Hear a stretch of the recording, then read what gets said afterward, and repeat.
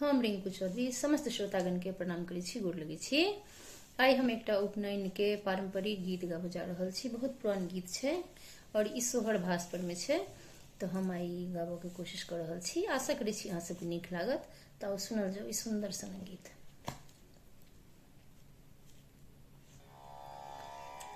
काशी में ठाढ़ भेला बड़ुआ की, जनो जनो भाखथि रे। काशी में ठाढ़ भेला बड़ुआ की, जनो जनो रे। बाबायो के थी काशी के मालिक, जनुआ पहिरा दियो। काशी के मालिक विश्वनाथ बाबा, से हो उठी ठाढ़ बेला हे। लाला हे हम थी काशी के मालिक, जनुआ पहिराय बहे। देवघर में ठाढ़ भेला बड़ुआ की, जनो जनो भाखथि रे। बाबायो के थी देवघर के मालिक, जनुआ पहिरा दियो।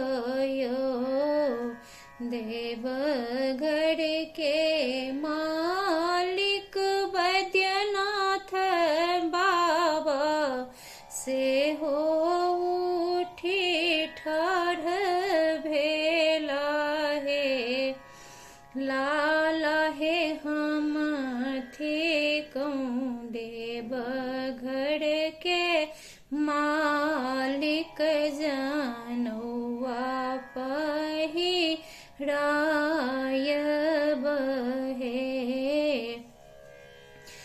गाम में ठाढ़ भेला बड़ुआ के, जनो जनो भाखथि हे।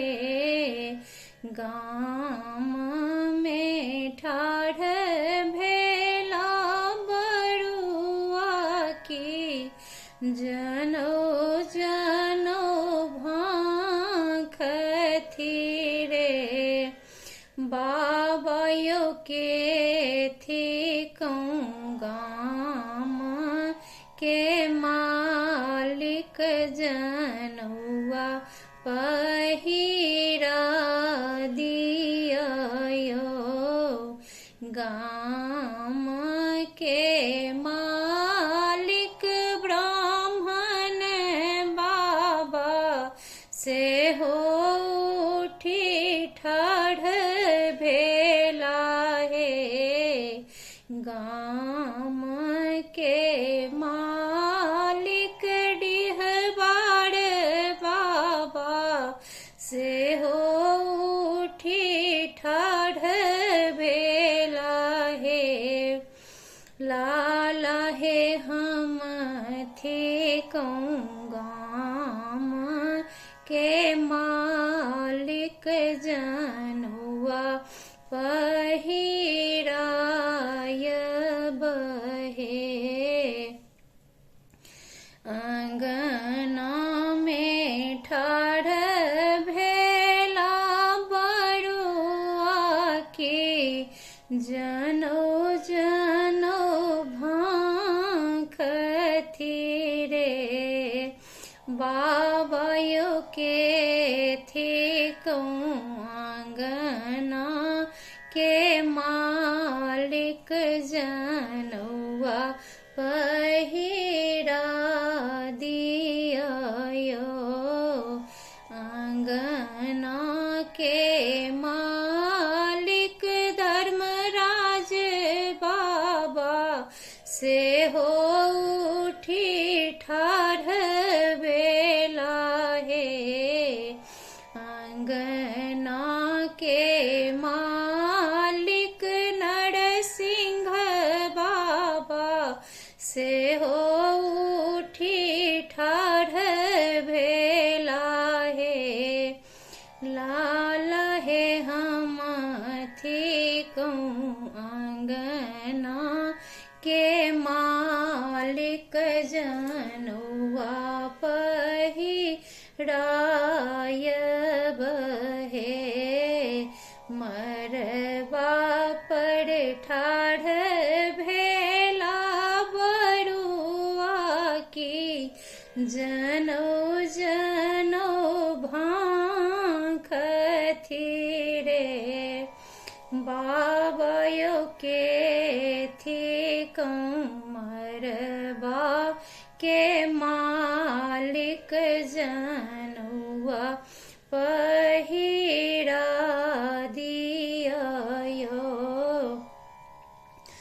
मरबा के मालिक अपन बाबा से हो उठी ठाढ़ भेला हे, मरबा के मालिक अपन बाबा से हो उठी ठाढ़ भेला हे, लाला हे हम थे कहूँ मरबा के मालिक जनौआ पहिरायब हे, मरबही घृत ढारिए गेल स्वर्ग इजोत भेल हे, मरबही घृत ढारिए गेल स्वर्ग इजोत भेल हे, बाबायो स्वर्ग के पितर आनंद भेल, आब बंस बरहल हे, बाबायो स्वर्ग के पितर आनंद भेल, आब कुल बरहल हे। धन्यवाद।